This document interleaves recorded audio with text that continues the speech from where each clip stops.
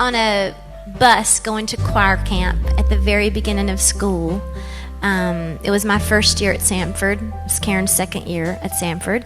And we hit it off immediately on that bus. Hey everyone, I'm super excited because today marks the 100th episode of the albums I've missed. No, it doesn't. Not even close. Yeah, it does. This is episode 100. Sure, if you don't count the season announcements, the bonus episodes, the Metal Month stuff, and all the other goofy fillers that you've put in over the years. Yeah, I guess. Yeah, the actual 100th episode was episode 86, A Wizard, a True Star by Todd Rundgren. Well then, today marks the 100th album in the albums I have missed. Nope, that happened on episode 91, Charlie Collins and Friends. So this 100 designation is completely arbitrary? Completely. Okay then. Well, back to the regular stuff, I guess. Thanks. This week I'm looking at Painkiller by Little Big Town, a band I know pretty much nothing about apart from the little bit of research I just finished. So let's get right into it. Here are the 5 things for Little Big Town. Little Big Town started in 1998 in Homewood, Alabama. And no, Homewood is not some small country town with a single traffic light and a population of 142. It's actually spitting distance from downtown Birmingham. Samford University's in Homewood. Karen Fairchild and Kimberly Schlattman first sang together in vocal ensembles at Samford. And after college, Karen Fairchild joined a Christian group called Truth. After leaving that group, she moved to Nashville, reunited with Kimberly Schlattman, and there they added Jimmy Westbrook and Philip Sweet. And something of a rarity for long-lived bands, the same 4 original members, Karen, Kimberly, Jimmy, and Philip, are still together today. More than that, Karen and Jimmy have been married to each other for 19 years now. Also, when the band started, Kimberly's last name was Rhodes. She got married to the band's lawyer, Stephen Schlattman, but he sadly passed away of a heart attack in 2005. Their first record deal was with Mercury Nashville, but aside from doing some backing vocals for Colin Ray's album Can't Back Down, could be that easy to walk away. Mercury never released anything from them and dropped them in 2001. In 2002, they were signed to Monument Records and released their debut eponymous album, but then Monument closed their Nashville offices and they were dropped again. They kind of struggled for a bit before getting signed to Clint Black's new Equity Music Group in 2005. They recorded 2 albums there, The Road to Here and A Place to Land, and both did reasonably well. But in 2008, Equity Music Group also closed, leaving them without a label yet again. This time the search for a new home was very quick, and in April of 2008 they announced they were signing with Capitol Nashville, where they've been ever since. Right after signing with Capitol, they had kind of a banner year. They appeared on Sugarland's live cover of Dream Academy's Life in a Northern Town. I always liked that song.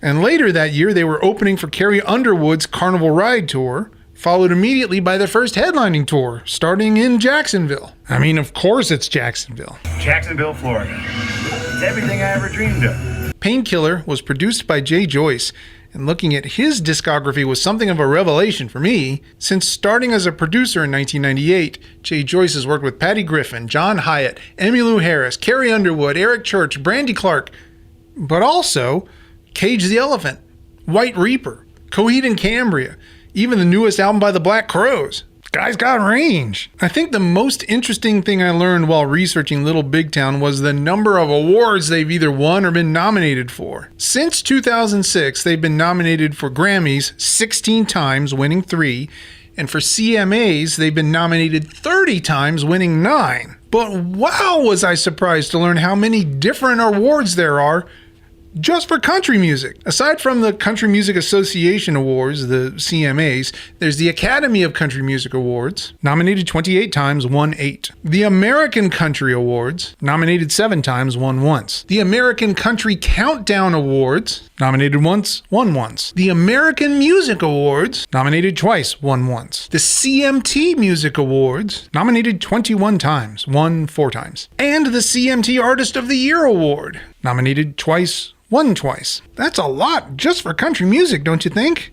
especially since all the awards that I can think of for rock, R&B, and pop, you know, the Grammys or the Billboards or the MTV Music Awards, they also include categories for country. It's like they're sensitive about it or something. And that's the 5 things for Little Big Town.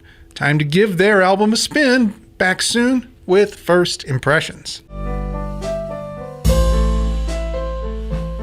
But actually, there was less tension between Jimmy and Karen. After they were like, I was like, kiss her already. Yeah. One of the oldest and tritest jokes in music is that country is just 15-year-old rock with fiddles. But I think we might need to amend that. Because the thing is, apart from vocal inflection and lead guitar style, what I'm hearing on Painkiller is pop music. Just regular pop. Sometimes blues rock inspired, but always primarily just pop. Even the songs that start off feeling pretty country, like the opening track, Quit Breaking Up With Me, they all have elements that feel like Sheryl Crow or Adele or something. Even with all the little Shania Twain style well between the verses. Well, you try to leave me. Day Drinking is just odd. Starts and ends with marching snare drums, mandolins, and whistling. And the vocal harmonies, especially those in the chorus, use these out-of-place sounding parallel fifths. Hope their theory professor doesn't find out about that. Beyond that, the structure of the choruses feels uneven and incomplete, with an unresolved cadence and a melody ending on the 9. Why don't we do a little day drinking? The only thing about Tumble and Fall that feels even remotely country is the occasional inclusion of a pedal steel. Honestly, it feels to me like 80s arena rock, like Bryan Adams or Richard Marx or something. The deep end, if we jump in, so low now we become. And the next song, Painkiller, is, wait for it, reggae. Seriously, white-sounding reggae with giant pop diva harmonies and fills on a Telecaster. You know, country. Don't need no whiskey when I've had a bad day. Girl Crush, the song that brought us here, that's next. And at first, I was prepared to give mad props to Little Big Town for this one. It's a slow 6/8 rock ballad with lyrics about a woman confessing her attraction for another woman. And I thought, wow, this space has come a long way since Swingin' by John Anderson. Her name is Charlotte Johnson and she's really looking good. But nope, at the end of the verse, you find out that the reason for the girl crush is because the girl in question is in a relationship with the guy that the singer is attracted to. So it's a jealous fixation, not actual attraction. Taste her lips, yeah, 'cause they taste like you. So basically, Girl Crush is Jesse's girl in ballad form. Faster Gun is a mid-tempo straight eighths deal. Feels like 80s album rock, but with some southern rock influences. The false end at the end of each chorus lands on the 4 chord, which is a very sea shanty by way of Jethro Tull kind of a trick. You know, country. And then you ride off in the sun. The first 5 seconds of Stay All Night really highlight some of the stylistic whiplash I'm experiencing on this album. In 4 bars of music, they go from honky-tonk to Backstreet Boys to some weird hybrid where they're superimposed outlaw country vocals over a boy band groove. It's just odd. Wish we could stay all night. Live Forever has a mid-70s soft rock vibe. America, Bread, Michael Martin Murphy, Sammy Johns, somewhere in there. Strong enough to stand in the stormy weather. I actually dig the resonator guitar intro on Turn the Lights On. The syncopation and the phrasing remind me a bit of some of the stuff Mark Knopfler does on the Brothers in Arms album. But midway in, when it becomes just another 90s pop rock thing with shreddy distorted guitar and heavy 4-on-the-floor drums, you know, country. That's when it loses me. The last song is Silver and Gold, and I swear the harmonies on this song sound almost exactly like Starland Vocal Band. Remember Afternoon Delight? Lost your shine and your feet are cold. It's gonna be here anyway. Overall, man, I don't know. There's nothing on this album that I haven't heard in other places, but the experience of putting the 80s, 90s, and aughts pop and rock in a blender and calling the result country has me confused. You're getting hung up on labels, man. See past that to the music. I'm trying, I promise. Anyway, maybe listening more might help, right? So, back soon with final thoughts. what I was thinking about the other day. I was somewhere where they were having karaoke, and I said to my husband, what if I got up there and started singing Girl Crush? just you know, with like a hat on or something, and nobody knew, and I just started singing I don't know how Girl you'd Crush. get a hat on over that hair. It would be like, but that would be great. Growing up as Butch Trucks' son might mean that I can never be a fan of pop country in any form. Butch took a lot of pride in the particular way in which the Allman Brothers Band helped to expand the notion of what rock and roll can be. In Butch's mind, that meant presence, intensity, fearlessness, journey over destination, a willingness to completely abandon the song form in favor of something found through collective improvisation. In short, he felt strongly that the primary ethos moving American music forward was competent and empathic spontaneity. And this is where Dad would often be at odds with Dickie Betts. Because even though when it came to the jazz, blues, and psychedelic aspects of the Allman Brothers, Dickie and Butch were in complete agreement, Dickie also had this side of him that loved the music of Jimmie Rodgers, Hank Williams, and the sweeter, less intense, more lyrical aspects of early 20th century American folk and country music. In the Allman Brothers, Dickie found a way to marry those two instincts in tunes like Blue Sky, Jessica, Ramblin' Man.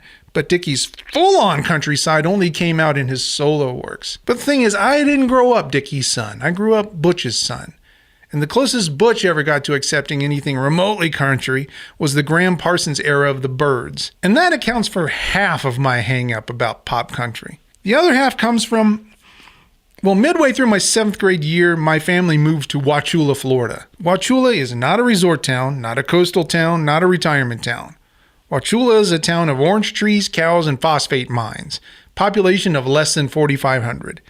And just like that, country music was a much bigger part of my life. Our high school, the one high school in the entire county, had only a few extracurricular clubs, but the biggest by far was the FFA, the Future Farmers of America. Having an FFA jacket was a status symbol at Hardy High. So now, thanks to my classmates and folks around the neighborhood, and my grandmother's routine of watching the Mandrell Sisters in Hee Haw every week, I was becoming acquainted with Dixieland Delight by Alabama. Park in a holler neath the mountain moonlight. Elvira by the Oak Ridge Boys. And especially A Country Boy Can Survive by Hank Williams Jr. We say grace, we say ma'am, if you ain't into that, we don't give a damn. But my experience was, the folks in my school who listened to that stuff, they weren't, for the most part, the ones telling me, hey, welcome, good to meet you, want to hang out after school? They were the ones telling me, you ain't from around here, are you? Why is your hair long? Use some kind of British slang for cigarette. Yes, this was a comment I actually received multiple times during my years in the Hardy County school system. This means I have something of a chip on my shoulder when I encounter pop country, but not all country. Since graduating and exploring music on my own, I've developed a fondness for Johnny Cash, Waylon Jennings, Willie Nelson, Dolly Parton, plus all manner of bluegrass. But pop country, I'm still not there yet. And I don't know that Little Big Town did much to move me in that direction. If anything, I spent much of my week thinking, so let me get this straight. Lil Nas X, not country. Cowboy Carter by Beyonce, not country. But Little Big Town? That is? I mean, Painkiller, as a collection of songs, it's slick, polished, well-produced, very shiny, nothing at all wrong with any of it. But emotionally, it failed to elicit anything from me other than confusion. Again, though, entirely my problem. There's nothing wrong with the music. Probably. And that just leaves my 5-word review of Painkiller by Little Big Town. I'd need a different childhood. Now let's see what I'm listening to next week. First roll is for year, and we're in 1962. Wow, this could be fun. There was a lot of interesting things happening in 1962. We weren't yet to the British invasion, but those British bands were happening at the time. Okay, week and month. Second week of July, summer 1962. Man, I don't know. There's so many ways that this can go. There were so many interesting things happening in 1962 in music. This could be a lot of fun. All right, now for chart position, 1 through 100. Number 81. And on the Hot 100, number 81, second week of July, 1962, we get Worried Mind by Ray Anthony. And Worried Mind was originally released as a single, though shortly thereafter it appears on the album called Ray Anthony Plays Worried Mind. Great title. So that's my next album. Thanks for hanging out with me, everyone. I'll see you next week.